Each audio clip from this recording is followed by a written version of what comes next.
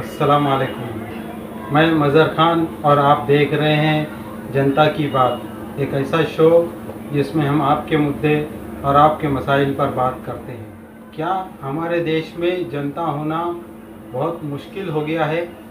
आइए इस सवाल का जवाब हम इस वीडियो में जानने की कोशिश करते हैं। पिछले 7 महीनों से हमारे देश में लॉकडाउन है, फिर भी जनता से जुर्माना वसूल किया जा रहा है।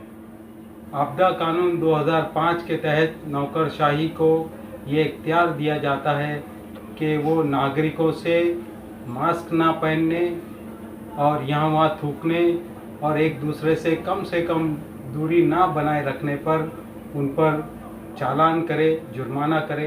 इंडियन एक्सप्रेस की एक रिपोर्ट 30 सितंबर की ये बताती है कि 15 जून से 27 सितंबर तक अकेले गुजरात में 17 लाख लोगों पर जुर्माना किया गया और उनसे 53 करोड़ रुपए वसूले गए।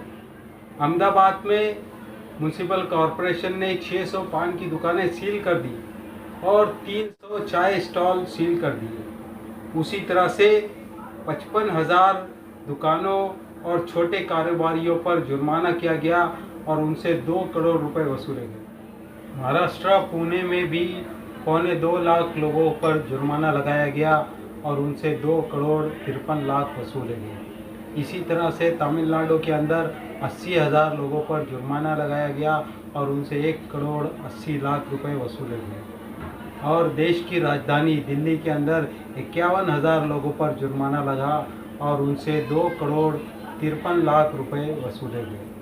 हमारे पास में पूरे देश का डेटा नहीं है जिससे ये पता चल सके कि लॉकडाउन के दौरान देश में कितने लोगों पर जुर्माना लगाया और कितने करोड़ वसूले गए। हमारे पास डेटा नहीं है तो क्या हुआ, ये सरकार के पास भी डेटा नहीं है। किसानों ने पिछले 6 सालों में कितनी आत्महत्या की, ये सरकार के पास में कोई डेटा नहीं है। लॉकडाउन के दौरान कितने लोगों की नौकरियां चली गई, इस सरकार के पास में कोई डेटा नहीं है। और कितने मजदूर बिना किसी सहायता के पैदल जाने पर मजबूर हो गए अपने घरों के लिए, और उसमें जो है कितने लोगों ने अपनी जानें गंवा दी, इस सरकार के पास में कोई डेटा नहीं है। लेकिन सरकार बड़े अच्छे से इस आपदा कानून का इस्तेमाल करते हुए अपने विरोधियों की आवाज़ को दबाने की कोशिश कर रही है। हमने देखा कि किस तरह से दिल्ली दंगों के बाद में पुलिस ने किस तरह से एक्टिविस्ट लोगों को दंगों के अंदर फंसाने का काम किया और उनके ऊपर कड़े से कड़े कानून लगाते चले गए। उसी तरह से यूपी के अंदर भी हम देखते हैं कि दंगाइयों को खुला छोड़कर जो लोग इस सरकार के खिलाफ आवाज़ उठा रहे थे, जो लोग अपने हक की आवाज़ उठा रहे थे, उनको जो है सरकार ने कहीं ना कहीं ज़बान बंद करने का काम किया और उनके ऊपर कड़े से कड़े जो है कानून लगाए जा रहे हैं। एक तरफ जो है गरीब लोग हैं जिनको मास्क ना पहनने और छोटी छोटी गलती के ऊपर जुर्माना लगाया जा रहा है, दूसरी तरफ नरोत्तम मिश्रा जो मध्य प्रदेश के होम मिनिस्टर है, जो एक प्रोग्राम में बिना मास्क के पहुंच गए और उसके बाद में जब पत्रकारों की तरफ से उनको मास्क की तरफ ध्यान दिलाया गया तो उन्होंने जो है एक प्रेस कॉन्फ्रेंस करके जो है सब लोगों से माफ़ी मांगी और प्रशासन ने उनके ऊपर कोई जुर्माना नहीं लगाया। क्या ये अवसर, क्या ये सुविधा गरीब लोगों के लिए मिल सकती है हमारे देश के अंदर?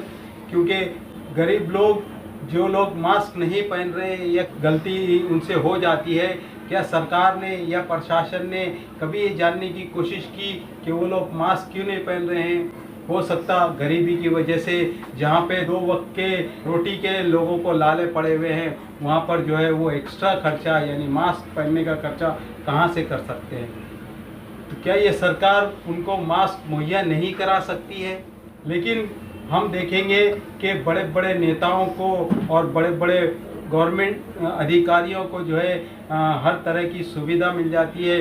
वो गलती करते हैं और आकर जो है माफ़ी मांग लेते हैं और उनको जो है माफ़ कर दिया जाता है। लेकिन ये सुविधा गरीब लोगों को नहीं मिलती है। जिस तरह मंत्री जी ने माफ़ी मांगकर अपने आप को आदर्श बना लिया, क्या उसी तरह से किसी गरीब को मौका मिलेगा कि वो माफ़ी मांगकर जुर्माने से बच जाए। क्या हमारी सरकार जो वादे करती है और वादे पूरे वक्त पर नहीं होते हैं तो सरकार के ऊपर जुर्माना लगाया जा सकता है?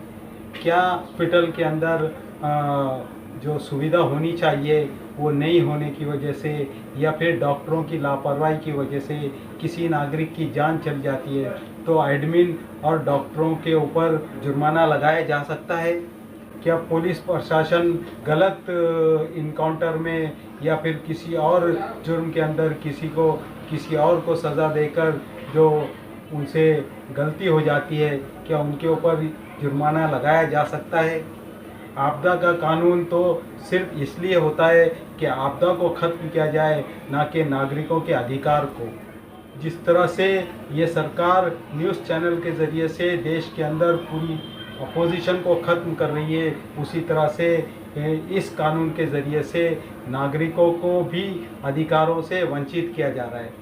आप देखेंगे कि हाथरस के अंदर किस तरह से लोगों को पीड़ित परिवार से मिलने से रोका गया। लोकतंत्र के अंदर विपक्ष की भूमिका बहुत अहम होती है। विपक्ष जो है अपने सवालों के ज़रिए से सरकार को प्रेशराइज करता है ताकि सरकार सही तरीके से जनता के हित में काम कर सके। जब विपक्ष ही ख़त्म हो गया तो फिर सरकार से सवाल कौन करेगा? और ऐसे में जब सरकार से सवाल करने वाले कोई नहीं होते हैं तो सरकार जो है तानाशाह बन जाती है और जो देशवासी है, जो नागरिक हैं, वो सिर्फ और सिर्फ जनता बन जाते हैं। ना वहाँ पर जनता की कोई सुनता है। फिर आप सड़कों पर कितना ही एहतजाज कर ले, आंदोलन कर ले, कोई जो इससे सरकार को फ़र्क नहीं पड़ता।